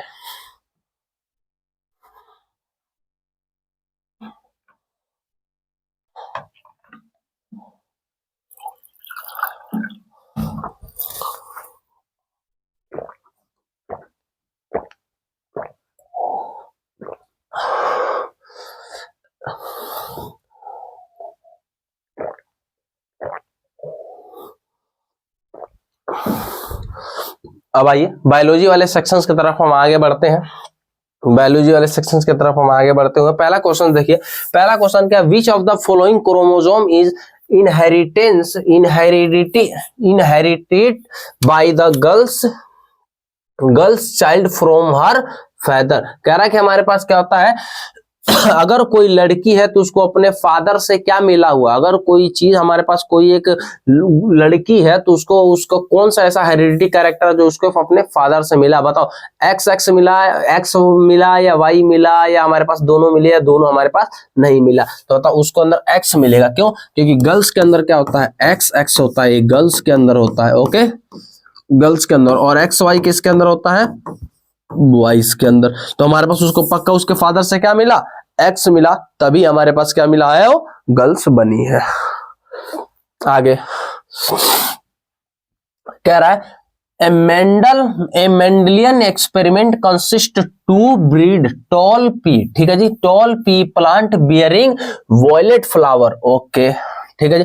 कहा जा रहा है कि हमारे पास मेंडल ने एक्सपेरिमेंट किया, कैसा, एक टॉल प्लांट से, जिसको मैं क्या मान लेता हूं, कैपिटल टी मान लेता हूं, और इसके अंदर जो हमारे पास क्या मिला इसके अंदर जो फ्लावर है वो कैसा है, वॉयलेट है। तो मैं वॉयलेट को, मैं फ्लावर को कैसा मान लेता हूं, वॉयलेट को मैं किससे मान लू भाई, डब्लू से मैं मान लेता हूं, ठीक है भाई, डब्लू से।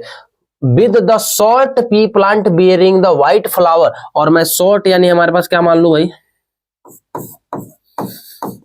ड्राफ्ट को क्या मान लेता हूं मैं, स्मॉल टी मान लेता हूं, और इसका जो हमारे पास क्या है, व्हाइट कलर का, इसका जो फ्लावर कैसा है, व्हाइट कलर का, तो मैं स्मॉल डब्लू मान लेता हूं, ठीक है जी, स्मॉल डब्लू मान लेता हूं।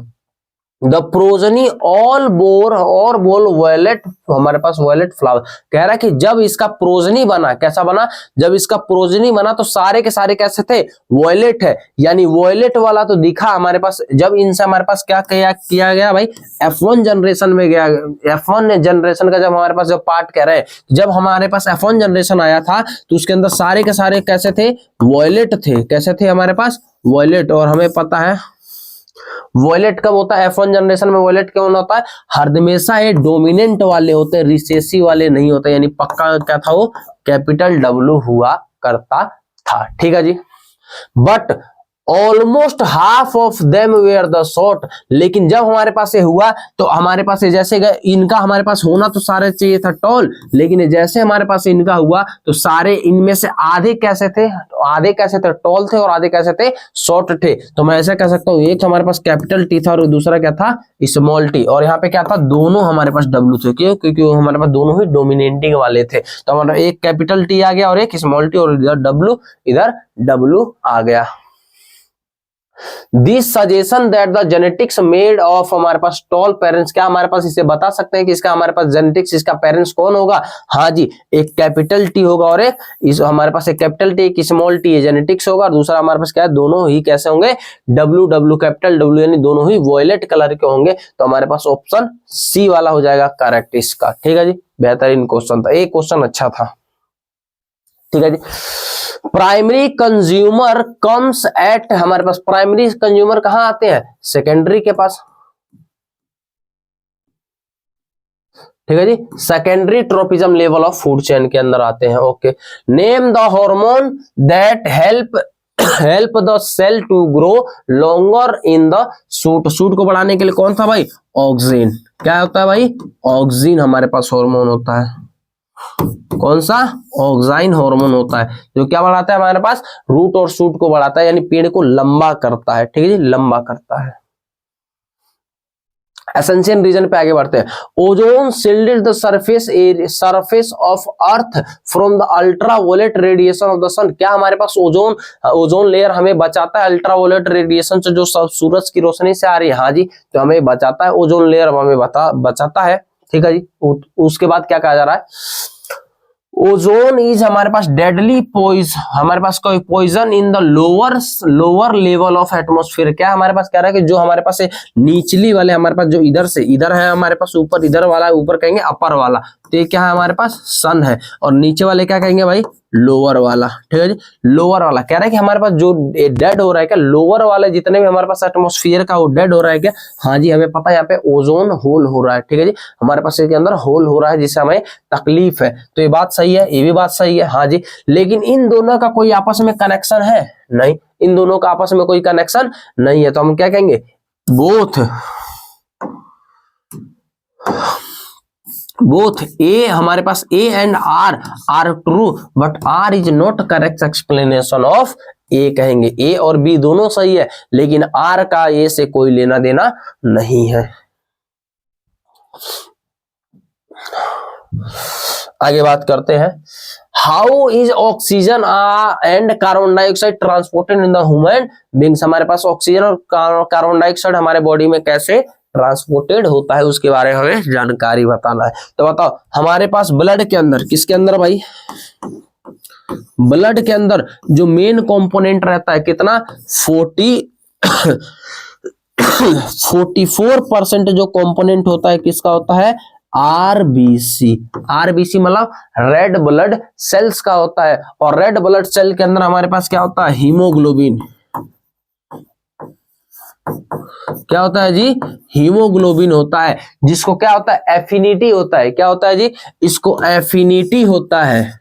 एफिनिटी किससे एफिनिटी होता है, इसको होता है हमारे पास ऑक्सीजन से एफिनिटी होता है। यानी हमारे पास जो ब्लड के अंदर है वो ऑक्सीजन से क्या होता है, ऑक्सीजनेटेड ब्लड है, तो इसीलिए ऑक्सीजनेटेड ब्लड कैसा होता है, रेड कलर का होता है। तो क्या कहता है, और ये लंग्स से हमारे पास कहां से लेके आता है, लंग्स से। ये कहां से लेके आता है, लंग्स से लेके आता है। ठीक है जी। और हमारे पास दूसरा ये हो गया, हमारे पास ऑक्सीजन इस तरह हमारे पास बॉडी में कैरी फॉरवर्ड होता है। कार्बन डाइऑक्साइड का क्या बात है भाई, कार्बन डाइऑक्साइड कैसा होता है, water soluble. Water soluble carbon dioxide का होता है, वाटर सोल्यूबल होता है। तो हमारे पास वाटर के थ्रू इसका ट्रांसपोर्टेशन हमारे अंदर हो जाता है। इसी बात को लिखा गया है, transportation of oxygen, the oxygen molecule can be bind by the, हमारे पास हीमोग्लोबिन इसको बांध के रखता है molecules easily. Haemoglobin present in the blood takes of the oxygen from the air lungs. हमारे पास सांस कहां से आता है भाई, सांस हमारे पास एयर से आता है, जो हमारे पास लंग्स में जाता है। और यहाँ से हमारे पास लंग्स कहाँ जाएगा, कैपिलरीज में, जो कि ब्लड हमारे पास ब्लड वेसल यानी हमारे पास हीमोग्लोबिन इसको कैप्चर कर लेगा ऑक्सीजन को, और इसी तरीके से हमारे पास कहाँ होता है, भेज दिया जाएगा जहां पे हमारे पास क्या होगा, जरूरत होगा, डेफिशिएंट हमारे पास जहां पे होगा उसकी भेज दिया जाएगा। ट्रांसपोर्टेशन ऑफ हमारे पास कार्बन डाइऑक्साइड कैसा होता है, सिमिलरली इसी तरीके से, सेम तरीके से carbon dioxide is the more soluble in water. Carbon dioxide हमारे पास सोल्यूबल होता है वाटर के अंदर, therefore it is the mostly transported by the, हमारे पास क्या, body tissues in the dissolve form of our blood plasma to the lungs. इस हमारे पास ये ब्लड को प्लाज्मा और लंग्स के थ्रू हमारे पास बाहर ट्रांसपोर्ट किया जाता है। आगे, name four disease that are sexual transmitted. Sexual transmitted का हमारे पास क्या है, गुनहेरिया, हमारे पास क्या है, साइफिल्स, वांत और HIV। इन दोनों को कौन सा होता है भाई, बैक्टीरियल होते हैं। कौन सा, बैक्टीरियल, हमारे पास बैक्टीरियल डिजीज होते हैं। ठीक है जी, क्या होते हैं, बैक्टीरियल डिजीज। गुहेना और हमारे पास साइफिल क्या होता है, बैक्टीरियल डिजीज होता है। और हमारे पास वर्थ एंड हमारे पास HIV कैसे होते हैं, वायरल डिजीज होते हैं। ठीक है जी, ये वायरल डिजीज होते हैं। तो चारों बीमारी जो कि हमारे पास सेक्स ठीक है, सेक्स ट्रांसमिशन से हमारे पास आ सकता है। Level diagram of human brain, तो ये तो आप लोगों ने बना ही लिया होगा। इसको क्या कहते हैं, जो सबसे बड़ा पार्ट होता है क्या होता है, फोर ब्रेन होता है। इसके अंदर हमारे पास क्या भरा हुआ है, सेरिबम भरा हुआ है। ये हमारे पास है, जो इसका प्रोटेक्शन करते हैं कौन होता है भाई, क्रेनियल नर्व स्कम होते हैं। इसके जो बीच में जो एरिया क्या कहलाता है, मिड ब्रेन कहलाता है। ये वाला हिस्सा हमारे पास क्या कहता है, सेरिबेलम कहलाता है। इस वाले हिस्से को क्या कहता है, मेंडुला कहते हैं। इस वाले हिस्से को क्या कहता है, पोन्स कहते हैं। ये वाला क्या है, पिट्यूटरी ग्लैंड है। यहाँ पे क्या रहता है, हाइपोथैलेमस ग्लैंड होता है। ये दोनों किसके पार्ट है, हिंड ब्रेन के पार्ट है। ठीक है जी, हेड ब्रेन का पार्ट, वैसे सेरिबेलम भी है, लेकिन हमारे पास एक कौन सा आता है, वॉलेंट्री एक्शन को कंट्रोल करता है। ठीक है जी, और हमारे पास ये क्या है, स्पाइनल कॉर्ड का है। ये तो बहुत आसान था, ये तो आपने कर ही लिया होगा। आई डिफरेंस बिटवीन द, हमारे पास आर्टरीज एंड वेन के बारे में बात करना है, और ट्रांसपोर्टेशन इन द प्लांट के अंदर बात करना है। बताओ आर्टरीज कैसा होता है, जो कि हमारे पास आर्टरीज होते हैं, जो कि हमारे पास क्या, ऑक्सीजनेटेड ब्लड को, कैसा, ऑक्सीजनेटेड ब्लड को, हमारे पास किसी भी चीज को, हमारे पास अगर हार्ट में से कोई अगर जो नस निकल रही है, वहां पे ब्लड हार्ट से बाहर जा रहा है, तो इसके थ्रू जाएगा, आर्टरीज के थ्रू। अगर हमारे पास ब्लड हार्ट से बाहर जाता है तो क्या कहते हैं, आर्टरीज कहते हैं। और ब्लड हमारे पास हार्ट के अंदर आ रहा है तो क्या कहेंगे, वेन कहलाएंगे। तो हमारे पास carried blood away away from the heart, heart से दूर ले जाता है यानी हार्ट से निकालता है और क्या कर देगा, हार्ट के अंदर डालेगा। इसके अंदर हमारे पास क्या होता है, आर्टरीज के अंदर ऑक्सीनेटेड ब्लड एक जगह को छोड़ के बताओ, ऑक्सीनेटेड ब्लड आर्टरी एक जगह कौन से डीऑक्सीनेटेड को कैरी करता है, पल्मोनरी आर्टरीज के अंदर। तो हमारे पास जर्नली आर्टरीज में कैसा होता है, ऑक्सीनेटेड ब्लड होता है।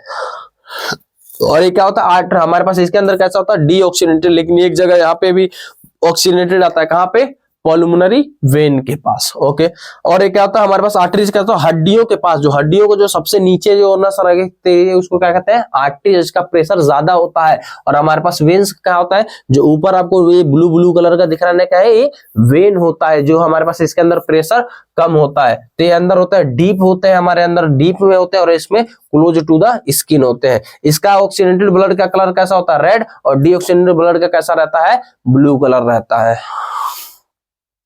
ये हमारे पास क्या होता है भाई, लुमेन इन द लेंस हमारे पास वाइड, ये चीज फालतू लिखा हुआ, ठीक है जी। इतना हमारे पास इसका प्रेशर, आर्टरीज के अंदर प्रेशर ज्यादा होता है और वेन के अंदर प्रेशर कम होता है, ठीक है जी। और हमारे पास क्या है, ट्रांसपोर्टेड फूड इन द, हमारे पास transportation in the in plant, हमारे पास फूड का ट्रांसपोर्ट करना है किसके अंदर, प्लांट के अंदर। तो प्लांट के अंदर कैसा फूड का ट्रांसफॉर्मेशन होता है, तो फूड के ट्रांसफॉर्मेशन, फूड का ट्रांसपोर्टेशन प्लांट के अंदर क्या कहलाता है, translocation. Transfer of food one location to another location is called translocation. क्या कहेंगे, ट्रांसलोकेशन, यानी खाने का एक जगह से लेकर दूसरे जगह पे जाना क्या कहलाता है, ट्रांसलोकेशन कहलाता है। और ये कौन करता है, ये हमारे पास फाइलम करता है। कौन करेगा जी, फाइलम करता है। तो यही चीजें हमारे पास इसके अंदर ध्यान से पढ़ लीजिएगा, यही बातें हमारे पास अंदर लिखा हुआ है, ठीक है जी। अच्छा, ये बोथ डायरेक्शन होता है, अपवर्ड भी जाता है और डाउनवर्ड भी जाता है। और इसी की वजह से हमारे पास क्या होता है, वैक्यूम बना के हमारे पास ऊपर पेड़ को ऊपर की तरफ हमारे पास स्ट्रेट करने में एक मदद करता है, यानी वो बिल्कुल सीधा सीधा खड़ा रहेगा, ये भी इसका काम होता है। तो आप लोग इसको पोज करके आराम से पढ़ लेना, बात ये है स्क्रीनशॉट ले सकते हैं इसका।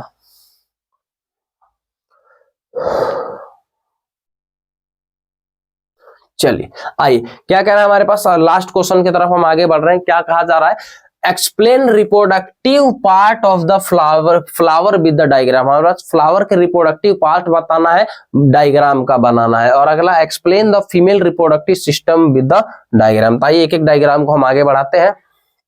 देखिए हमारे पास क्या है, ये फ्लावर का कौन सा कट होता है जी, ट्रांसवर्स कट होता है। कौन सा, ट्रांसवर्स। फ्लावर का एक ट्रांसवर्स कौन कट होता है, कौन सा कट होता है जी, ट्रांसवर्स। कौन सा फ्लावर है, हिबिस्कस का फ्लावर के बारे में हम पढ़ रहे हैं। तो इसके पूरे प्लांट के अंदर हमें टोटल 4 चीज पढ़ना होता है। पहला चीज क्या है, सेपल। सेपल क्या होता है, जो नीचे जो हरी हरी जो डंडी दिख रही क्या कहलाता है, सेपल। दूसरा हमारे पास क्या होता है, पेटल। पेटल क्या होता है, फ्लावर का जो सबसे लार्ज पार्ट होता है उसको क्या कहते हैं, पेटल। और एक कलरफुल होता है, कलरफुल होता है और इसमें फ्रेग्रेंस आती है, ठीक है जी। फ्रेग्रेंस अब क्यों आती है, आपने थ्योरी में अच्छे से पढ़ा है। इस चीज को नहीं पढ़ा है तो हमारे यूट्यूब पे वीडियो को जाके आप देख सकते हैं, ओके। दूसरा एक होता है हमारे पास स्टेमेन। क्या होता है, स्टेमेन। ये किसी भी प्लांट का कौन सा पार्ट होता है, मेल पार्ट होता है, ओके। ये कौन सा हमारे पास, ये कौन सा होता है, मेल पार्ट होता है। तो बताइए मेल पार्ट के अंदर क्या होता है, यहां से निकल के जो हमारे पास ऐसा जा रहा है, इस टाइप का मटेरियल, ठीक है जी, इस टाइप का मटेरियल, तो इसको क्या कहेंगे, इसको कहते हैं फिलामेंट। जो हमारे पास धागे जैसा स्ट्रक्चर दिख रहा है इसको क्या कहते हैं, फिलामेंट। और यहाँ जो हमारे पास राजमा जैसा स्ट्रक्चर दिख रहा है, इस टाइप का हमारे पास जो गोल सा जो स्ट्रक्चर, इसको क्या कहते हैं, एंथर। क्या कहेंगे, एंथर। एक बार और देखिए, जो धागे जैसा स्ट्रक्चर है क्या कहलाता है, फिलामेंट। और यहां से हमारे पास जो ऐसा एक हमारे पास दाने जैसा स्ट्रक्चर क्या कहते हैं, एंथर कहते हैं। क्या कहेंगे भाई, एंथर कहा जाता है। अब एंथर के ऊपर, एंथर के ऊपर हमारे पास छोटे छोटे छोटे छोटे डॉट हमारे पास ग्रीन कलर के पाउडर लगे रहते हैं, ग्रीनिश पाउडर लगे रहते हैं। इस ग्रीनिश पाउडर को कहते हैं पोलन ग्रेन। क्या कहेंगे भाई, पोलन ग्रेन कहलाएगा, ठीक है जी, पोलन ग्रेन कहलाएगा। ये था हमारे पास मेल पार्ट के बारे में। फीमेल पार्ट के बारे में क्या कहते हैं भाई, इसको पिस्टल कहा जाता है। क्या कहेंगे भाई, पिस्टल। क्या कहेंगे भाई, पिस्टल कहा जाएगा। पिस्टल का जो सबसे ऊपरी भाग है क्या कहलाएगा, स्टिग्मा। स्टिग्मा कैसा होता है, चिपचिपा होता है। स्टिग्मा कैसा होगा जी, चिपचिपा होता है, यानी इस पे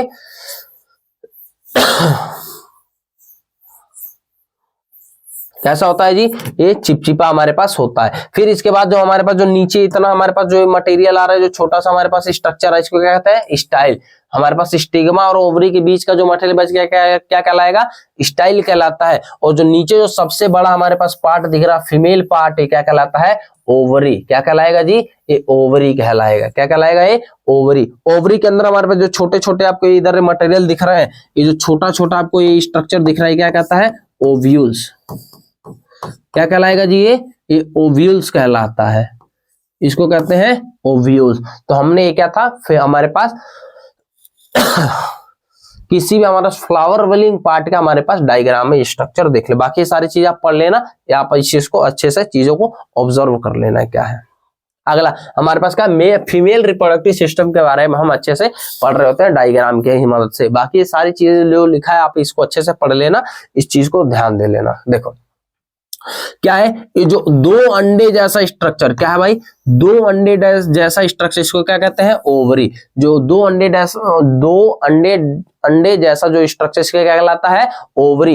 ये दोनों अंडे जिससे कनेक्ट है, जो हमारे पास इससे कनेक्शन है, इसको क्या कहलाते हैं, फेलोपियन ट्यूब, क्या, या ओविडक्ट। जो दो अंडे हैं, ऐसे अंडे पकड़े हुए अंडे क्या है भाई, ओवरी है। इस ओवरी को जो ये हमारे पास इससे पकड़ा हुआ है, इसको क्या कहलाता है, फेलोपियन ट्यूब या ओविडक्ट कहलाता है। ये दोनों किससे कनेक्ट है, तो आपके यूट्रस से। कैसे कनेक्टेड है, जो हमारे पास बैग जैसा स्ट्रक्चर दिख रहा है, क्या कहलाता है, यूट्रस कहलाता है।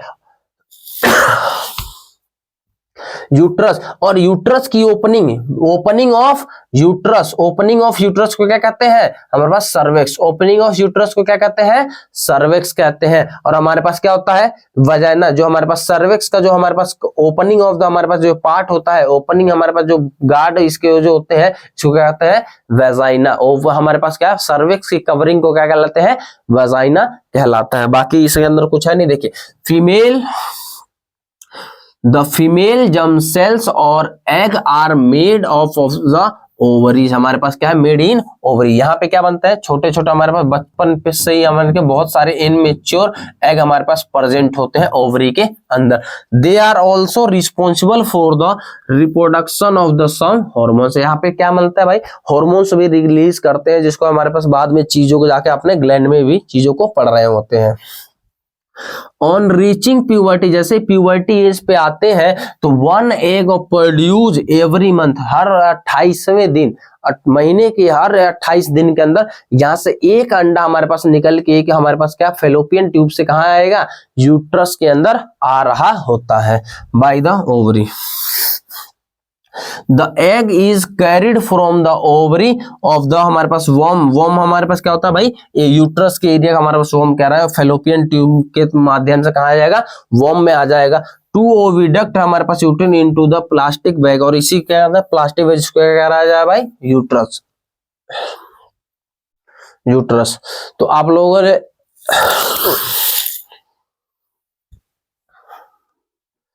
तो आप लोगों ने इसको उम्मीद करता हूं आपने अच्छे से एंजॉय किया होगा, चीजों को पढ़े होंगे, चीजों को सीखे होंगे और समझ रहे होंगे कि ये हमारे पास चीजें क्या है। तो अब वक्त आ चुका है आप लोगों से धन्यवाद और थैंक यू कहने का। तो इस चीज के लिए आप लोगों ने अभी तक इंतजार किया। सेट सी भी हमारा कंप्लीट होता है, तो बाकी हमारे पास सेट ए, सेट बी और सेट सी और सेट डी जितने भी हमारे पास इसके हैं, लिंक आपके नीचे डाला गया हुआ है। आप हमारे पास आई बटन में भी क्लिक करके आप सारी चीजें देख सकते हो, या हमारे पास इसमें लेफ्ट वाले चीजों को आपने लेफ्ट या राइट में जो भी आएगा उसके अंदर आपने क्लिक करके डी को भी पार्ट को देख सकते हो। तो मिलते हैं सबसे आपसे अगली वीडियो में, तब तक के लिए धन्यवाद, राधे राधे, बाय बाय। पढ़ते रहिए, मौज लीजिए।